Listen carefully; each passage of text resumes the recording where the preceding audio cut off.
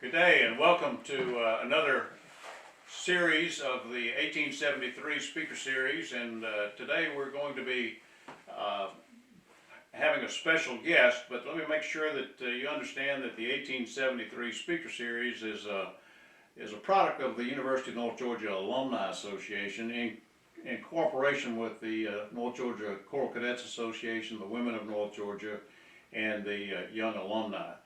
And all of these are being done to help all of us understand a little bit about the history and the key individuals who have participated in the formation of such a wonderful university. And today we're honored to have current retired Tom Palmer. Tom was a student here and later came back and was the Commandant of Cadets for about 20 years. And retired about 2 years ago. So we're real pleased to have Tom with us today. Welcome, Tom. We appreciate it. Thank you. Glad to be here. How about telling the folks just a little bit about yourself, as far as where did you grow up, where did you go to high school, and how did you end up at North Georgia as a cadet? Well, I was born and raised in Cherokee County, and graduated in 1969. I was a member of a Boy Scout troop that frequently visited these mountains and hiked these trails, and so we were passing by this university, then called North Georgia College, throughout my teenage years. When it came time to fill out application forms, North Georgia was at the top of the list. I don't remember what universities I applied to other than North Georgia, but that's how that happened. I came to this great school in 1969. Frog Week was the first military experience of any kind that I had ever had, and freshman year was difficult. When I came back my sophomore year, my father was driving a big yellow Ford F-150, and I was in the right front seat, and I was fighting back the tears as we came around the drill field. My dad dropped the trunk off and went on back to Canton, and pretty soon I found out that I had some rank and I was in charge of some people, and things got better. I enjoyed the sophomore, junior, and senior years tremendously, and the rest is history. All right. Well, what was your rank as a senior here? What kind of position did you hold? I was a company commander. I commanded golf company. I messed it up so bad they inactivated it after I commissioned, and one of the great honors of my life was to reactivate golf company when I came back years later as commandant. It was a great day. I learned a lot as a company commander, and I still have dear friends who were in golf company with me. Yeah, it's amazing the friendships that you develop in those particularly the first year, but in the 4 years, assuming you make it 4 years, everybody doesn't do that, that become lifetime friends. That's correct. I still get Christmas cards from people I went through Frog Week with, and throughout my military career, I never went to a single military assignment, either in CONUS or overseas, where I didn't meet one or more North Georgia graduates. And of course there's an instant bond when you run across them, or when you go into some, when I was a lieutenant, I would go into some major or lieutenant colonel's office and I'd see his North Georgia College diploma, then immediately we'd start talking about Crown Mountain or something. Right. There's a wonderful friendship and a bonding that takes place when you go through the Corps of Cadets. That's true. So which branch did you commission in, and what was your first assignment? I commissioned into Field Artillery Branch. I was having a hard time figuring out which branch I wanted to commission into, to write down as my first choice my junior year. I was torn between several branches. However, when I went to ROTC summer camp, I guess that would have been the summer of 1972, I walked into an artillery fire direction center as a part of the overall camp experience, and something clicked. I was a math major and a physics minor, and I walked in that fire direction center, and it was like a living physics laboratory for me. And so I knew right then I was going to write down artillery as my branch. I did, and I had a wonderful career. Artillery branch took care of me. I was honored to go from post to post in various command and staff positions. It was a great career. I have to mention Colonel Harold Terrell was my professor of military science and commandant. One person, two positions when I was a senior, and he was a field artilleryman. He had a great impact on me. So probably somewhere deep down inside I was thinking that if Colonel Terrell was an artilleryman, I want to be like him. So maybe that was the deal that sealed it. Sure, sure. Well, you don't have to tell us about every assignment, but hit some of the highlights of what command positions you had and how you moved around the world. I commanded batteries in Germany, field artillery batteries in Germany, and also at Fort Carson, Colorado. I was fortunate to command a battalion at Fort Drum, New York.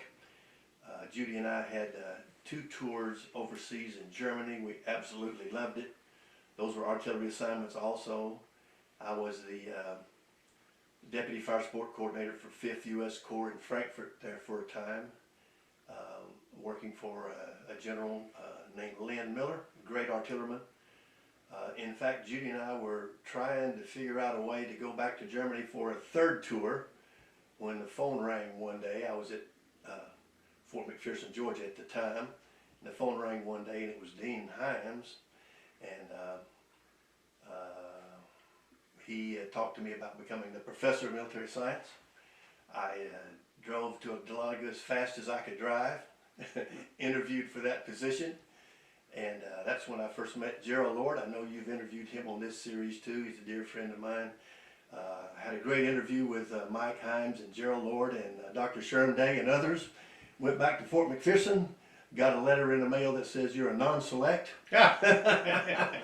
So I went back to the phone. I was working on my last tour, trying to get an assignment in Germany. The phone rang again and they said, well, we have another position up here, but you'd have to retire in order to become a commandant.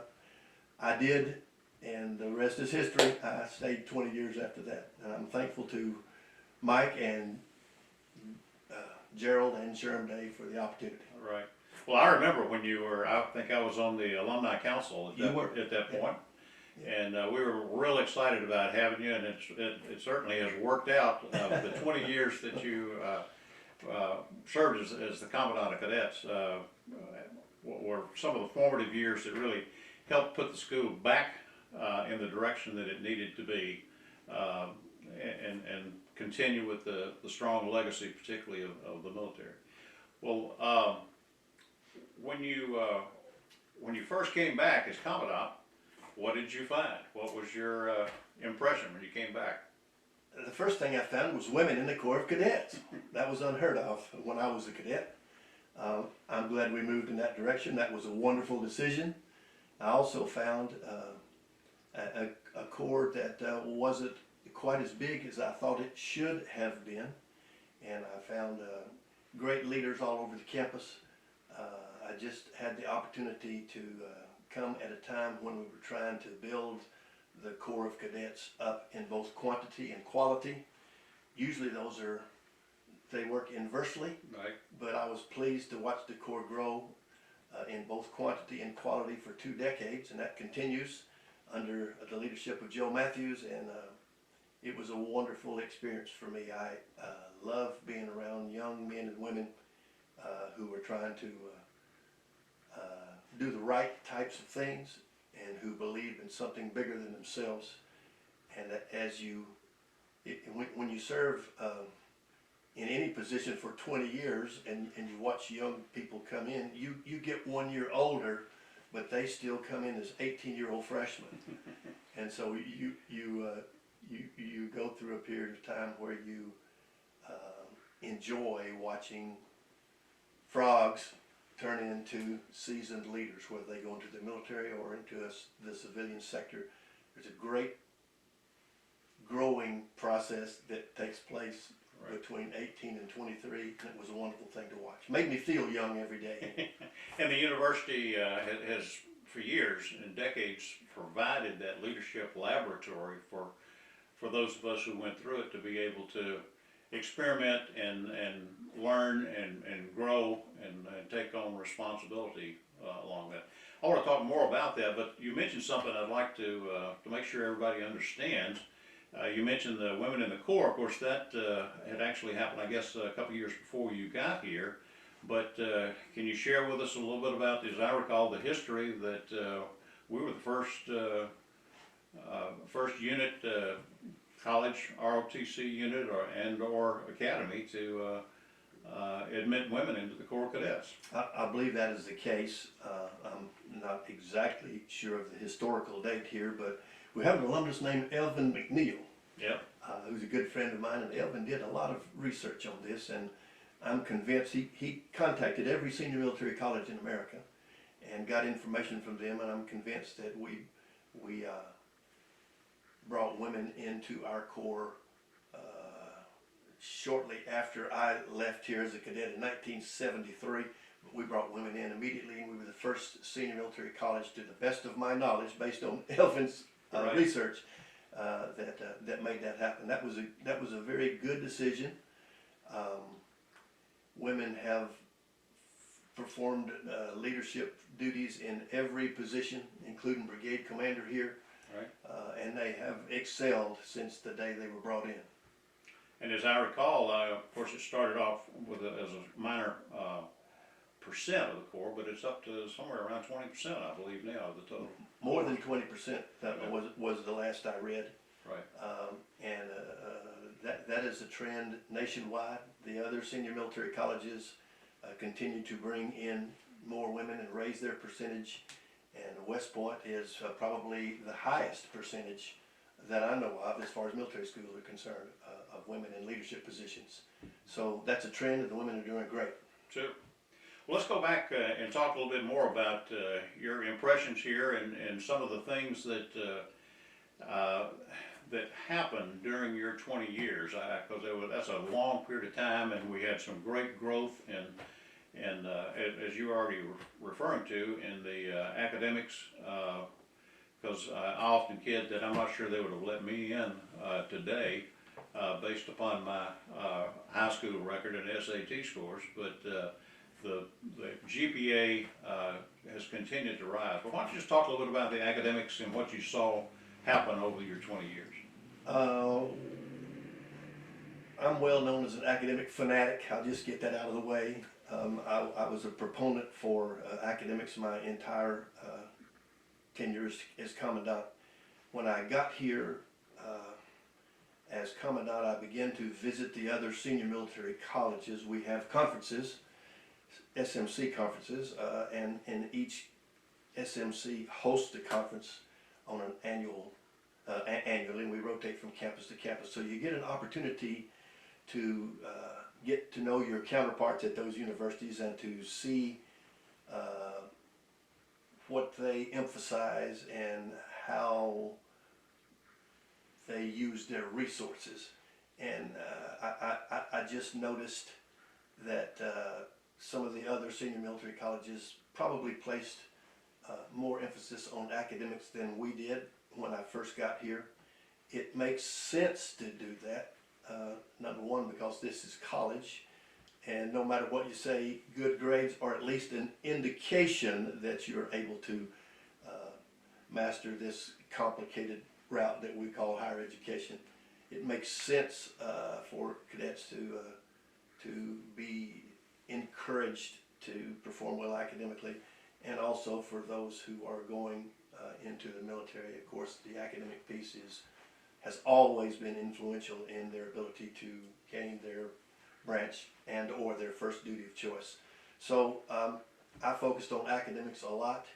In the interest of time, one of the best decisions I ever made was to hire Anita Prince. She has become the Corps academic coordinator, and she has done wonderful work. We just heard from a cadet a few minutes ago who was influenced by Miss Prince. She ensures that the freshmen understand the importance of academics. She helps them select the courses that they need to complete their pathway, and she monitors their study habits and makes sure they stay focused. That was a tremendous boost, in my view, in retaining freshmen and sophomores. Miss Prince does a great job, and now she has a whole staff of cadets, academic officers, and NCOs who help her monitor the academic posture of the Corps of Cadets. I was also always interested in focusing on professionalism of the Corps of Cadets. Sometimes when you're focusing on professionalism, it outweighs some of the ways, some of the traditions. In my view, professionalism almost always trumps traditions. If you're doing the right thing and you're producing leaders for the 21st century, not the 20th century or the 19th century, then you can sleep well at night. So I focused on academics, and I also focused on professionalism. I guess the third thing that I really focused on was trying to look at the men and women who come into the Corps of Cadets who cannot commission or who choose not to commission. They come here just for the leadership experience. And I did my best, with a lot of help from many other people on this campus, to get them the same opportunities for internships and studies abroad and the like that our cadets on the commissioning path had. And that led to the NSLT track, which is still going strong today. Now, make sure everybody understands what the NSLT, what does that stand for? I think Keith Antonio actually named it, but it's the National Service Leadership Track. And the cadets who are in that track at a certain point in college begin to take classes that aren't focused on tactics like our commissioning cadets are, but they're focused on leadership skills. Right. And the intent is to get them a job when they graduate, maybe with a federal agency or a state agency, and they have a leadership experience just like everybody else. And now I'm beginning to see NSLT graduates going to very sophisticated positions, many three-letter agencies, and so forth. Right. I want to go back just a moment here on the academics. I heard in a conversation yesterday that the average GPA currently for the Corps of Cadets is a little over 3.1 something. Do you recall what it was approximately when you first arrived back here? It was under a 3.0. Okay.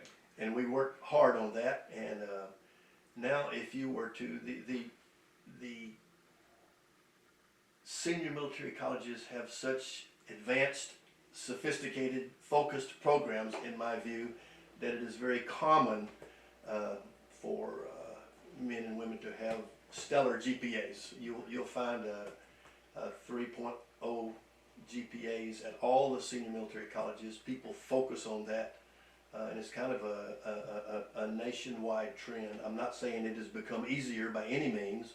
I am saying that senior military colleges have focused on academics as we have for many years. So the academics and the and I guess the physical skills, the PT test and that kind of stuff are now playing an even greater part of the total picture of a cadet in their success and being able to get gain rank and their branch. Is that a fair assessment? I think that's a fair assessment. We've always had outstanding physical fitness in our Corps. We're very proud of that. Our Ranger Challenge team, as most of the viewers know, receives national acclaim just about every year, including this year. But it takes a balance of academics and physical fitness and also service in the local campus in various duty positions in order to get that well-groomed leader for the 21st century that we're looking for. We have a pretty good balance here, I think. Right. Well, there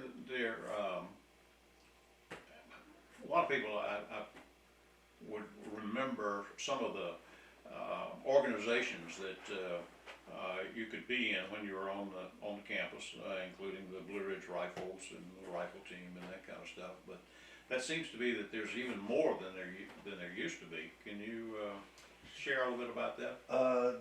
There are more. The Association of Cadet Chaplains was invented by me. There's another co-curricular organization that wasn't here when I was here. There's about, in the interest of time, there's about 10 co-curricular organizations. Unlike some of the senior military colleges, we encourage, I'll rephrase that, I encouraged freshmen, incoming freshmen, brand new first semester freshmen, to explore those 10 military co-curricular activities and try out for and receive membership in about one your freshman year. Some schools have the opinion that you should do nothing but just lock freshmen into the residence halls and make them study during the quarters process and not let them do anything except just get grades the first semester. That's not what most 18-year-old men and women want to do. I think those who find a niche, I'll rephrase that, men and women are going to find a niche on this campus because there's more than 300 organizations on this campus outside of the academic network. So I always thought it was important to provide 8 or 10 high-quality military co-curricular experiences and let the new freshmen find one, go through that tryout process. Most of them have separate tryouts, and then become ingrained in that organization, and that helps round them out. They can do academics, they can do co-curricular, they can compete for leadership like everybody else, and I think that causes them to retain better. All right. Let me ask you this, as a obviously over the years the university itself has grown, and where I think there was about 1,000 students when I was here, now spread out over 5 campuses, and graduate programs were in the 20,000 range.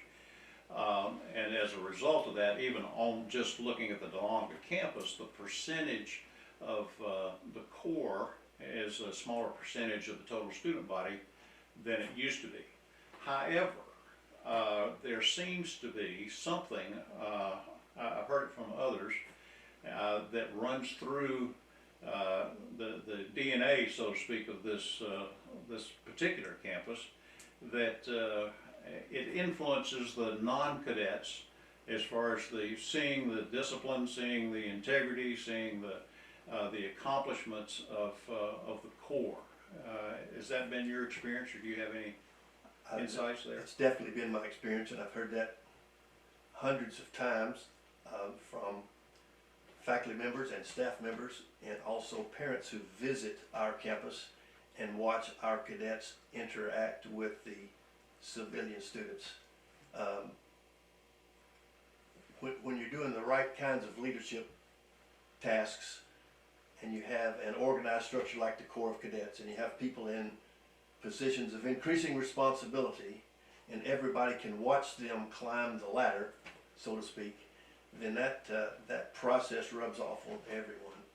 I remember one time there was another senior military college, it'll remain nameless for right now, but they were doing some restructuring in their student body, and they sent some observers down here with our permission just to watch our cadets interact with the civilian students. And so they had lieutenant colonels in civilian clothes that would just be sitting in the student center watching interaction, or attending a student government association meeting, or going to the dining facility. Yes, we still call it the chow hall, but they were watching this, and they came as they out processed with us and went back to their campus. They said, you know, it is amazing how well your Corps of Cadets integrates with the civilian students. They rub off on each other and they get along so well. How can you guys do that? And I said, we've been doing that since we opened the doors in January of 1873. We've always had civilians on our campus, civilian women were here since we opened the doors, as an example. We're very proud of that, and so we've got decades and decades of experience in student interaction, and I think we're leading the way in that, in my opinion. There's obviously tons of things that have happened in the 20 years that you were here, and I'd like to take just a minute though and talk a little bit about what we used to call dormitories and now as student housing, because that was a big change during your tenure of new facilities being open. Why don't you share a little bit about that? Well, the Office of the Commandant is a part of the Vice President for Student Affairs organization. And the trend in higher education is not to call these buildings that are to our rear here today dormitories, but to call them residence halls. The Commandant staff parallels in many ways the residence life staff that we have on this campus. And so there is a flavor of residence life in both the military buildings and also the civilian residence halls. It's fortunate that we're able to build 2 brand new military residence halls. I'm gonna call them barracks, Right. no matter what. We built 2 brand new military sets of barracks during my tenure, and we upgraded the old Gaylord Hall in a wonderful manner so that we ended up with new living facilities for our cadets. And when I got here, we were probably, in my view, as far as living arrangements, we're probably at the bottom of the barrel. And we, thanks to the focus of the university on providing good assets for our Corps of Cadets, we went to 600 and something beds. I've been retired too long to remember the exact name, but 600 and something new beds in our residence halls. And if you want to increase the morale in a young Corps of Cadets, one of the quickest ways you can do that is provide them world-class living facilities, and that's what this university did, and I'm grateful for it. And that's so we got Gaylord and Patriot and Liberty Hall. Liberty Hall, the 3. There's also a drill plaza, I think, associated with that. Is that all right? The Benjamin Purcell Drill Plaza is located between 2 of the residence halls, just a few feet from where you and I are sitting right now, John. And it was an honor and a privilege to escort Colonel and Mrs. Purcell up here when we dedicated that plaza in honor of Ben Purcell, now in memory of Ben Purcell. He did get to see that plaza before he passed away, and it was a wonderful day in the life of the Corps. Sure. Well, for those who don't know the history, can you quickly give us a recap of Ben Purcell and why he is known so well through the... Well, Benjamin Purcell was the longest serving prisoner of war, highest ranking prisoner of war, Army prisoner of war during the Vietnam conflict. And he spent more than 5 years in captivity. He's published a book. I would commend that book to you. I have a copy of it if you'd like to read it. He also came here and served as a professor of military science, and he also served as a state representative. In the minds of many graduates, including myself, Benjamin is the epitome of a North Georgia graduate. He is a selfless servant, a compassionate leader, and one that we were honored to have the opportunity to invite to our campus many times after he retired. Right. Mrs. Purcell still lives over in Clarksville. Oh. I think she's doing well, she and her family, and Ben will always be a part of the legacy of North Georgia College. Sure. We hit a little bit on the various organizations, and we don't need to talk about all of them, but explain to those of us that was not here when we were here, what is Ranger Challenge, and why have we done so well with Ranger Challenge? Ranger Challenge is the varsity sport for Army ROTC nationwide. Shortly after I entered the Army in 1973, Ranger Challenge was born. by U.S. Army Cadet Command, by what is now called U.S. Army Cadet Command, and each ROTC detachment in the nation fields a Ranger Challenge team. And then there is competition amongst the individual universities who serve within an ROTC brigade, and then the brigade competitors go all the way up to the top of the ladder through competition, and those who make it all the way to the top end up going to West Point to participate in the Sandhurst competition annually. And I will tell you, the Ranger Challenge team is only as good as the leaders, I'm talking about professional officers and NCO leaders who train that team to rigorous standards all year long. I had the privilege of serving with, I think, 7 different professors of military science. Each one of them, when I was here, took Ranger Challenge very seriously, and they put resources and time and energy into training that team to rigorous standards. And so when the time came to compete in our own brigade, ROTC brigade, with the other senior military colleges, we almost always experienced success. You can see our Ranger Challenge team training on this campus early in the morning, just about 5 days of every week. Well, something happened, at least in my mind, I don't know, 6, 7 years ago. All of a sudden, bingo, Ranger Challenge was really a big deal. And before that, it may have been around, but it really didn't get much publicity. What happened that made that change? Within the senior military college brigade, the professors of military science, it seems to me, got together and they said, we're going to go whole hog. Let's make this thing a brigade-wide first-class operation. And they did that. We certainly upped our ante. We provided funds. I'm thankful to the Corps Advisory Council for those funds. The Professor of Military Science also provides some federal funds, and the Professor of Military Science provides officers and NCOs from his staff for no payment to go out there and train that team to a rigorous standard, just like you would train a rifle team or an athletic team. Right. And so we got very serious with that, and we now it's a fierce competition, and it kind of feeds upon itself. Well, it seems to me like that it's almost like we used to prepare for summer camp, and this seems like this is on preparation for summer camp on steroids. Exactly. That's a good analogy. Okay. It's a good analogy. That's great. And we've had other, obviously, awards and recognition for the Corps. I believe during your tenure, the Macarthur Award was presented to the university several times. Twice during my tenure, I believe it is, and then once before I got here, if I recall correctly. That's an internal competition that's sponsored by U.S. Army Cadet Command,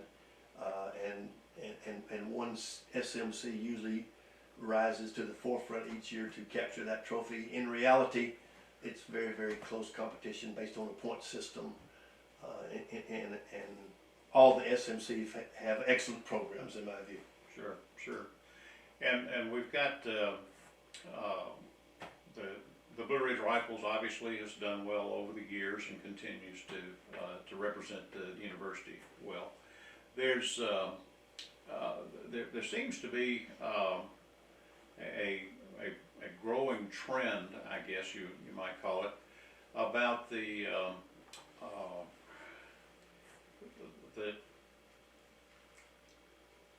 emphasis that not only on the academics, but and the athletics, but there also seems to be some type of a trend on making sure that people have the leadership opportunities not only in the Corps but also opportunities elsewhere, particularly through the overseas internships and the exchange student things. I'm not sure everybody understands how big that program has become, but it's a very big program. I noticed when I returned to the campus at the Commandant that none of our cadets had any overseas training opportunities or even the opportunity to attend a conference or do anything on an international basis. I think there was one exception that I found in the School of Business. There was a trip overseas for selected business majors every couple of years, but basically none of our cadets had the opportunities to study abroad. And now through the Institute of Leadership and Strategic Studies, Colonel Billy Wells, Keith Antonia, and others, many others, our cadets have the opportunities to go overseas. We send scores of men and women overseas. We have cadet exchange programs with other nations. For example, in Taiwan, we send cadets to ROCMA, ROCMA, the Republic of China Military Academy, and at the same time, a reciprocal agreement sends some of their cadets to us. So we have reciprocal agreements. We worked very hard on those. The last 10 years of when I was Commandant, it was wonderful to watch those programs grow. Not only do we have reciprocal agreements, but we have cadets who are able to go in the summer months primarily and participate with cadets at other military schools in the European Union, for example, and they'll go to conferences or go to training exercises or do study abroad, academic studies abroad for academic credit, or work on internships abroad. And we have a lot of people who are providing opportunities for cadets to do international training. I believe very strongly that a cadet should strive to try to get one study abroad in his or her college experience. You know, we always talk about Frog Week will change your life in 5 days. Well, go study abroad at a military academy in a European country for a whole semester, and then come back and tell me what you learned. And not only did you interact with soldiers or cadets from that country, but you learned and experienced that culture, and that's life-changing. Yeah. Another one of the things I believe I'm correct here on the ISLS was instrumental in helping develop the language programs that we have now in like 12 or 13 languages, which I know is available not just for cadets, it's also for non-cadets. But that's got to be a changer as far as the Army having the ability to have these students to speak so many languages that, as we read in the paper, practically hear on the news every day, countries that we now can have cadets that can communicate with. So how a little about when I was a cadet, back before electricity came to campus, we had Spanish and French and German on this campus. Right. And now we have many more languages. Many of them are termed strategic languages by the Department of Defense. Right. Those are linked to money, to stipends for cadets in particular to study those particular languages. It's common when I would walk through the barracks in the evenings in Liberty and Patriot Halls. There are special study areas, common areas up there, and you would look at the dry board, and instead of you might find an operations order on one of them in English, but you're just as likely to see another dry board completely full of Mandarin Chinese, and there'll be one cadet up there mentoring other cadets, teaching other cadets Mandarin Chinese. So we have international languages that are a focal point in my view, and it's wonderful. Farsi and Russian and all those kinds of languages. Well, I've been retired more than 2 years, but DOD kind of picks the languages and we follow suit. 4 or 5 different languages are popular with cadets now. Well, that's one. Another one of those new things that sets the university apart, not just the Corps, but the whole cyber area, and you can we have competitions with that, and can you share how that came about, or whatever you remember about the emphasis for that? Well, the Institute for Leadership and Strategic Studies was instrumental in helping us earn a designation as a Cyber Center of Excellence. we're also fortunate to have Dr. Bryson Payne, who's a personal friend of mine. I went on a mission trip with him many years ago. Then Bryson branched out and has become a trainer of cyber warriors at the national level. Bryson has now expanded his faculty, and many of our cadets and civilian students are majoring in cyber, and many of them do cyber internships at three-letter agencies, and then after they graduate, some have gone on to work for the same three-letter agency where they did the internship.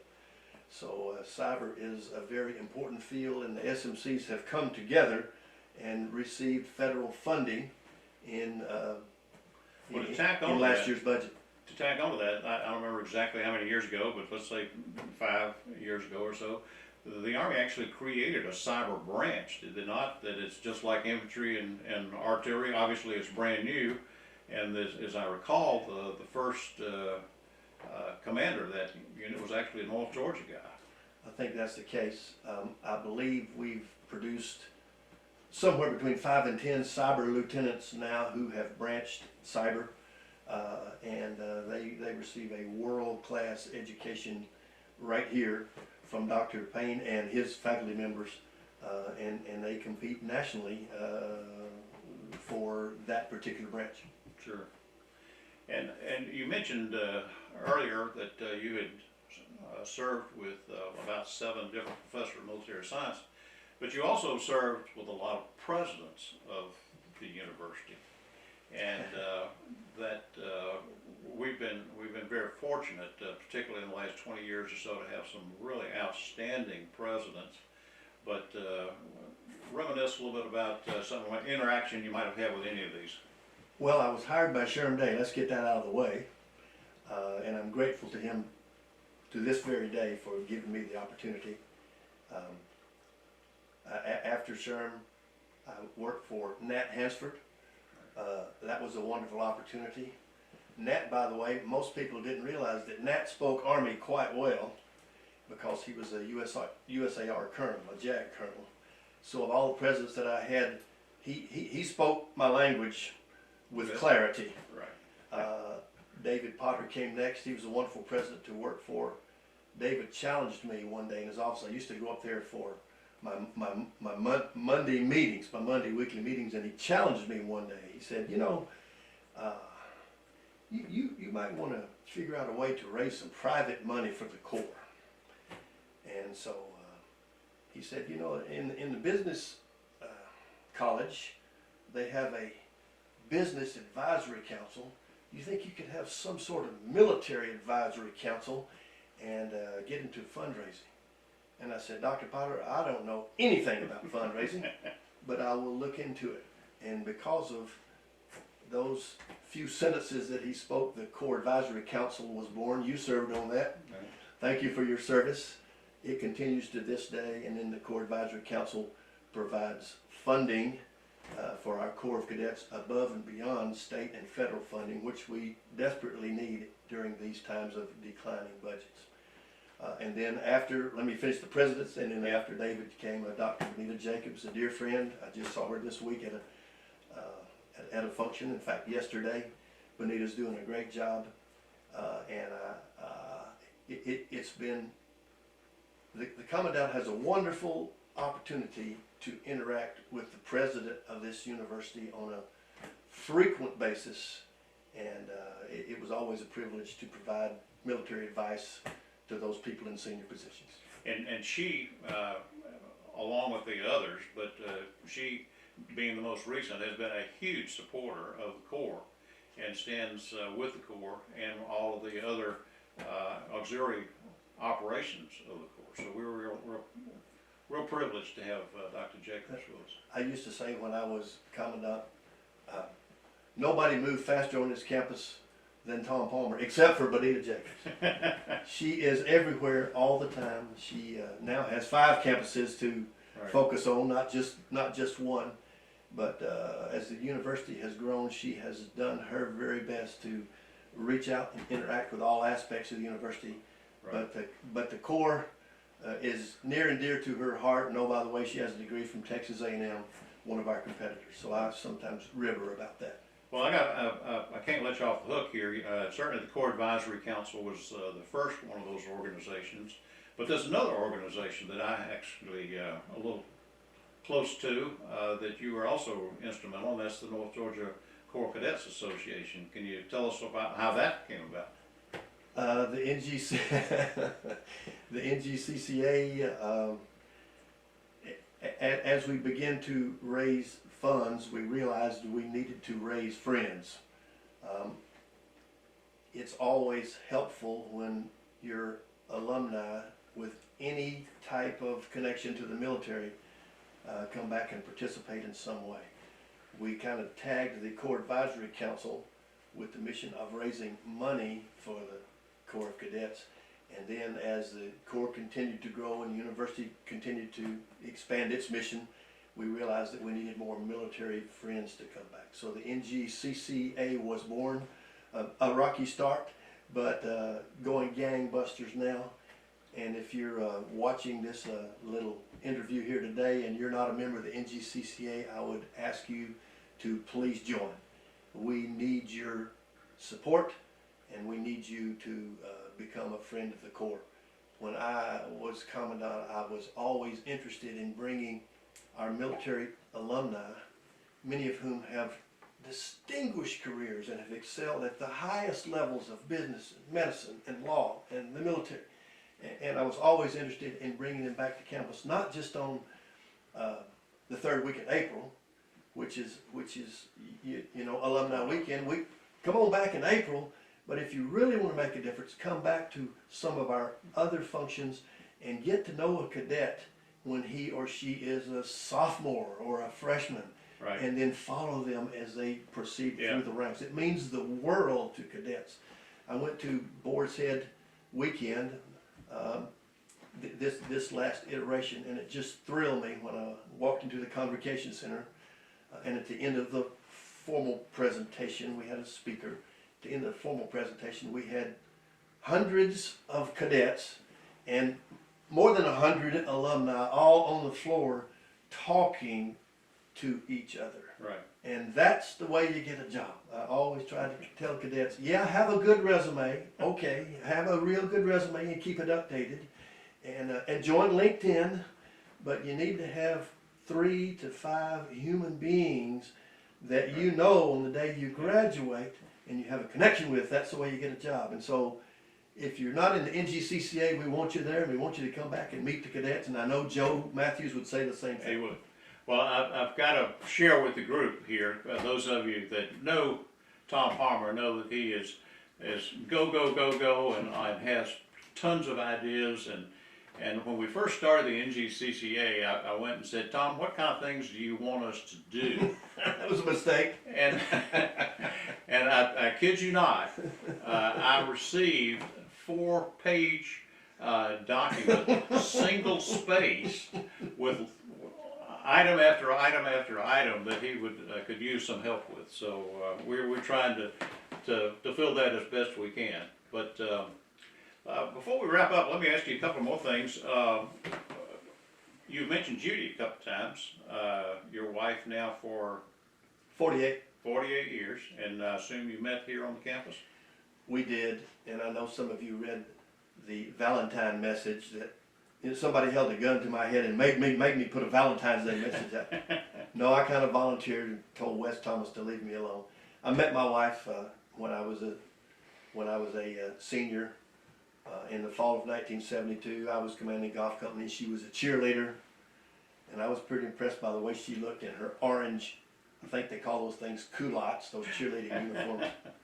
But anyway, I met her, and we married a year after I graduated in 1974. We traveled the world together, raised 3 daughters, and we're very fortunate to come back to Dahlonega, which is where it all began for us. Now we are retired, still living in Dahlonega. Have 2 grandchildren who live in Dahlonega, very near us, and so life has been good, and I've been very blessed. When I drive around the drill field to this day, I can always look at the spot, and I mentioned this in the Valentine that I wrote. I can look at the spot where I first saw Judy. And I was introduced to Judy by the late Charles Black from Somerville, Georgia, who was in golf company with me. He introduced me to a cheerleader, and little did I know that that cheerleader would become my wife. But many of us have married our classmates, have we not? That's true. That is true. Well, again, before we wrap up, I've been kind of feeding you questions, and you've been great to respond to them. Let me kind of flip it and just let you share whatever you would like to share about your time with the school, what you have seen, things you think are important, anything that's on your mind that you'd like to share with our viewers here before we wrap up completely. What I'd like to share is that I think the Corps of Cadets at the University of North Georgia is the right stuff. It's not a perfect program, but it is a wonderful mix of academics and co-curricular and leadership opportunities, and it will build the right kind of leaders for the future. As I look around the world, look what's happening in the world, even today as we speak, John, we're taping this particular session in March, but right now Ukraine is literally under attack. I look around the world and I see mass chaos.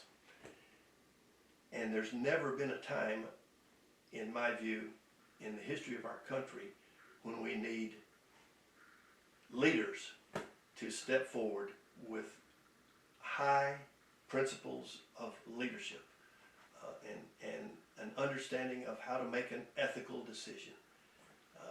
We need to produce people to save our country and to serve our country. And I'll fall back to the Army values: loyalty, duty, respect, selfless service, honor, integrity, personal courage. Those are the values that the cadets who live in those residence halls down there that I'm looking at right now out the window, they live those values for 4 years. They do their best to learn how to lead. And I believe the people who come through our program now are going to be the leaders of the future. I would encourage men and women who are watching this interview for any reason to help us find young people who want to do something special. Some people who understand that life is bigger than just focusing on yourself. That's the people we need to draw to this campus.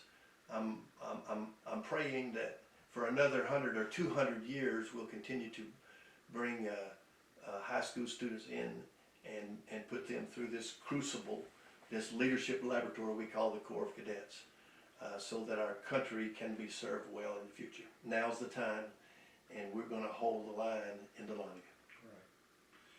Tom, it has just been a delight to have you here with us today, and I know there's so many alums who have spoken highly to me about you and your tenure here, and what an influence you were on the development of the Corps. And we wish you the best of luck going forward, and we're so proud of you and Judy, and the fact that y'all are still in the Dahlonega area and a part of the alumni focus of the university. Thank you so much, my friend. I Appreciate enjoyed it.